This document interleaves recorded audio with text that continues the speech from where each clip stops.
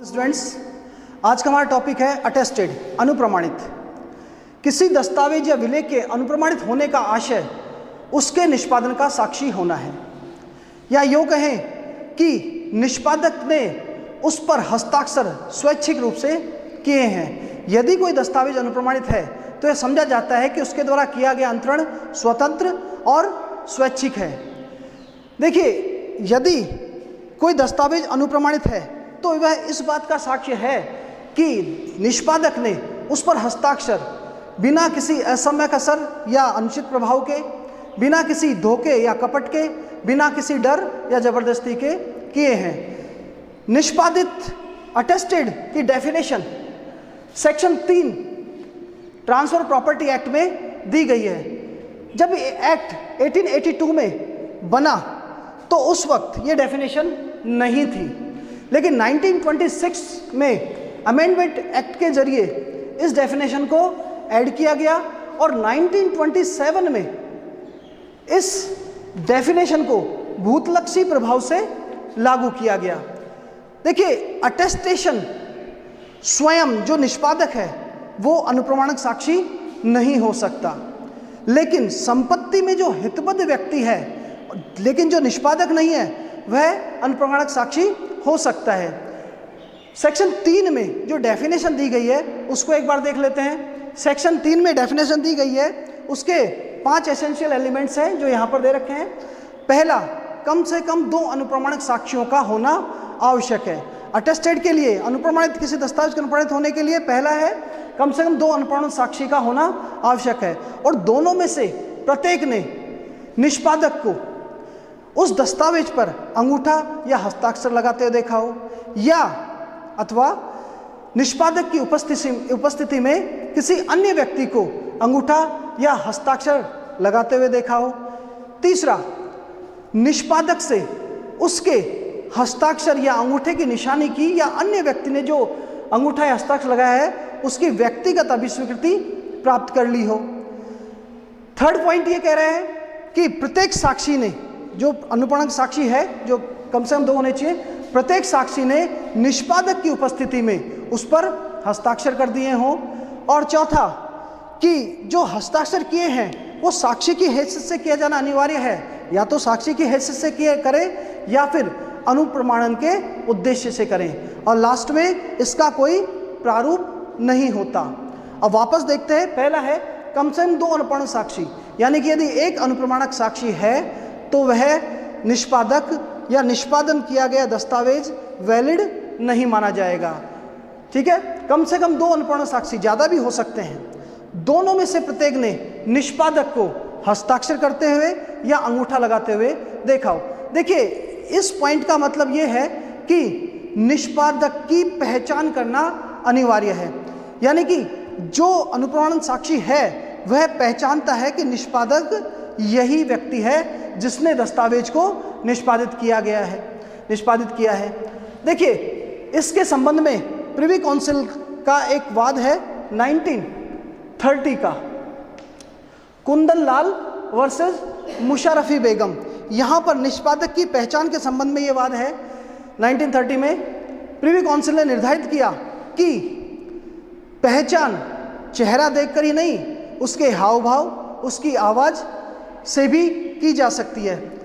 प्रस्तुत वाद में यह था कि एक जो मुस्लिम महिला थी वह निष्पादक थी और वो बुर्के में थी, पर्दे में, और उसने हाथ से हस्ताक्षर किए, हाथ निकालकर पर्दे में से हस्ताक्षर किए। वहाँ पर जो अनुप्रमाणन साक्षी था उसने उसे पहचाना, आवाज़ से पहचाना, उसका चेहरा नहीं देखा। मामला कोर्ट में गया, फिर प्रिवी काउंसिल के पास गया। प्रिवी काउंसिल ने कहा कि यदि आवाज़ से पहचाना जा सकता है तो भी निष्पादन वैलिड है। दूसरी चीज़, अन्य व्यक्ति की उपस्थिति में एवं निर्देशन में अन्य व्यक्ति को उसकी निष्पादक की उपस्थिति और निर्देशन में हस्ताक्षर करते हुए या अंगूठा लगाते हुए देखा हो। देखिए, पहले पॉइंट में निष्पादक स्वयं हस्ताक्षर कर रहा है, अंगूठा लगा रहा है, लेकिन सेकंड पॉइंट में अन्य व्यक्ति, यदि निष्पादक स्वयं असमर्थ है अंगूठा लगाने में या हस्ताक्षर करने में, तो अन्य व्यक्ति निष्पादक की उपस्थिति और निर्देशन में, उपस्थिति और निर्देशन में अन्य व्यक्ति उस पर हस्ताक्षर करे या अंगूठा लगाए और उसे अनुप्राणित साक्षियों ने देखा हो। तीसरा पॉइंट है निष्पादक से उसकी स्वयं के अंगूठे या अंगूठे की निशानी के या हस्ताक्षर की व्यक्तिगत अभिस्वीकृति, या अन्य व्यक्ति ने जो निष्पादक की उपस्थिति में हस्ताक्षर या अंगूठा निशानी लगाया उसकी व्यक्तिगत अभिस्वीकृति प्राप्त कर लियो। यहाँ पर शब्द है व्यक्तिगत अभिस्वीकृति, व्यक्तिगत अभिस्वीकृति, पर्सनल एक्नॉलेजमेंट। देखिए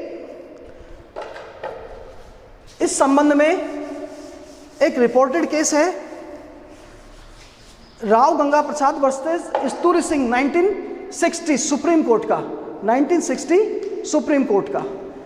इसके माध्यम से अपन देखते हैं एक व्यक्ति जिसने एक दस्तावेज पर हस्ताक्षर किए और वह दस्तावेज या लिखत अपने पुत्र को देता है और कहता है कि पड़ोस में जो व्यक्ति है उससे इस पर हस्ताक्षर करवा लिया जाए। अब यहाँ पर पुत्र जाकर ही कहता है कि ये मेरे पिता के हस्ताक्षर हैं। यहाँ पर पुत्र के द्वारा कही गई बात या पुत्र जो अभिस्वीकृति कर रहा है वो व्यक्तिगत अभिस्वीकृति नहीं मानी गई है। यदि पिता स्वयं जाता और हस्ताक्षर कहता है कि ये मेरे हस्ताक्षर हैं, तब उसे व्यक्तिगत अभिस्वीकृति माना जाता। यानी कि व्यक्तिगत अभिस्वीकृति होना अनिवार्य है, निष्पादक स्वयं की, निष्पादक की व्यक्तिगत अभिस्वीकृति। अब देखिए प्रत्येक साक्षी ने, नेक्स्ट पॉइंट है, प्रत्येक साक्षी ने निष्पादक की उपस्थिति में उस दस्तावेज पर अनुप्रमाणन साक्षी की हैसियत से हस्ताक्षर किए हों। प्रत्येक का मतलब यहाँ प्रत्येक शब्द जोड़कर यह स्पष्ट कर दिया है कि जरूरी नहीं है कि एक साथ उपस्थित हों।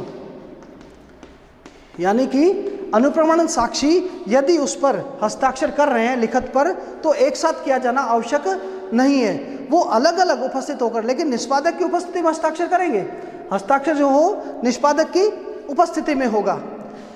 फोर्थ पॉइंट है हस्ताक्षर साक्षी की हैसियत से किया जाएगा, यानी कि साक्षी की हैसियत से या फिर अनुप्रमाणन के उद्देश्य से ही हस्ताक्षर किए जाएंगे।